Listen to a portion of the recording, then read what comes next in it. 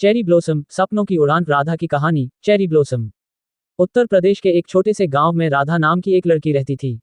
उसका घर बहुत साधारण था, कच्ची दीवारें, टीन की छत और घर के बाहर एक छोटा सा आंगन। उसके पिता एक मजदूर थे और माँ घर का काम संभालती थी। घर में पैसे की हमेशा कमी रहती थी, लेकिन सपनों की कोई कमी नहीं थी। राधा बचपन से ही बहुत समझदार और मेहनती थी। उसे पढ़ाई का बहुत शौक था। जब भी वह स्कूल जाती, उसकी आंखों में एक अलग चमक होती थी। वह हमेशा सोचती थी कि एक दिन मैं कुछ बड़ा बनकर दिखाऊंगी, अपने माँ बाप का नाम रोशन करूंगी।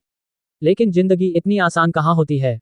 बुक्स संघर्ष की शुरुआत। जब राधा 8वीं कक्षा में थी, तब उसके पिता की तबीयत खराब हो गई। अब घर की सारी जिम्मेदारी उसकी माँ पर आ गई। पैसे की कमी इतनी बढ़ गई कि राधा की पढ़ाई छूटने की नौबत आ गई। एक दिन उसकी माँ ने कहा, बेटा, अब शायद तुमको पढ़ाई छोड़नी पड़ेगी, घर चलाना भी जरूरी है। ये सुनकर राधा की आंखों में आंसू आ गए, लेकिन उसने हार नहीं मानी। उसने माँ का हाथ पकड़कर कहा, माँ, मैं पढ़ाई भी करूंगी और काम भी। मैं अपने सपनों को नहीं छोड़ सकती। उस दिन से राधा ने एक नया संघर्ष शुरू किया। बाइसेप्स मेहनत का सफर। राधा सुबह 5 बजे उठती, घर का काम करती, फिर स्कूल जाती। स्कूल से लौटकर वह पास के घरों में बच्चों को ट्यूशन पढ़ाने लगी। धीरे धीरे उसने थोड़े थोड़े पैसे कमाने शुरू कर दिए।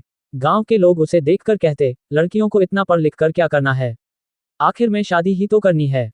लेकिन राधा इन बातों को नजरअंदाज करती रही।